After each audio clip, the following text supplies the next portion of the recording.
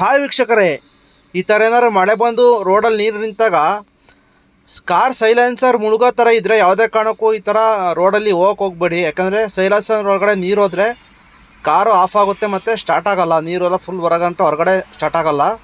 ಆ ಥರ ರಿಸ್ಕ್ ತಗೊಳಕ್ಕೆ ಹೋಗ್ಬೇಡಿ. ಬಟ್ ಏನಾರು ಸೈಲೆನ್ಸರ್ಗೆ ಲೆವೆಲಿಗೆ ಬಂದಿದೆ, ನೀರಿದೆ, ಸೈಲೆನ್ಸರ್ ಮುಳುಗಲ್ಲ ಅಂದರೆ ಅಂಥ ಸಮಯದಲ್ಲಿ ಧೈರ್ಯವಾಗಿ ಹೋಗ್ತೀರ ಅನ್ನೋದಾದರೆ ಆಫ್ ಕ್ಲಚ್ ಮಾಡ್ಕೊಂಡು ಎಕ್ಸ್ಲೇಟ್ರನ್ನ ಜಾಸ್ತಿ ರೈಸ್ ಮಾಡಬೇಕು. ಸೈಲೆನ್ಸರ್ ಒಳಗಡೆ ನೀರು ಒಂಚೂರು ಕೂಡ ಹೋಗ್ದಂಗೆ ನಾವು ಆಫ್ ಕ್ಲಚ್ ಮಾಡ್ಕೊಂಡು ಎಕ್ಸ್ಲೇಟ್ರನ್ನ ತುಂಬ ರೈಸ್ ಮಾಡ್ತಾಯಿದ್ರೆ ಅದು ಫೋರ್ಸಿಗೆ ನೀರು ಹೊರಗಡೆ ಹೋಗಕ್ಕೆ ಬಿಡೋಲ್ಲ, ಮತ್ತು ಆ ಫೋರ್ಸಿಗೆ ಹೊರಗಡೆ ಮತ್ತೆ ನೀರನ್ನ ತಳ್ಳುತ್ತೆ. ಅದರಿಂದ ನಮ್ಮ ಕಾರು ಆಫ್ ಆಗೋಲ್ಲ. ಅದರಿಂದ ಈ ಥರ ನೀರಿದ್ದಾಗ ಸೈಲೆನ್ಸರ್ ಲೆವೆಲಿಗೆ ನೀರಿದ್ದರೆ ಆಫ್ ಕ್ಲಚ್ ಮಾಡ್ಕೊಂಡು ಜಾಸ್ತಿ ಎಕ್ಸ್ಲೇಟ್ರನ್ನ ರೈಸ್ ಮಾಡ್ಕೊಂಡು ಹೋಗಿ ನೀರನ್ನ ಒಳಗಡೆ ತಗೊಳಲ್ಲ, ಆರಾಮಾಗಿ ಪಾಸ್ ಆಗ್ಬೋದು. ಬಟ್ ಸೈಲೆನ್ಸರ್ ಮುಳುಗುತ್ತೆ ಅನ್ನೋದಿದ್ದರೆ ಯಾವುದೇ ಕಾರಣಕ್ಕೂ ಇಂಥವ್ರೊಳಗಡೆ ಹೋಗ್ಬಿಟ್ಟು ರಿಸ್ಕ್ ತಗೊಳಕ್ಕೆ ಹೋಗ್ಬಿಡಿ, ಕಾರ್ ಆಫ್ ಆಗುತ್ತೆ.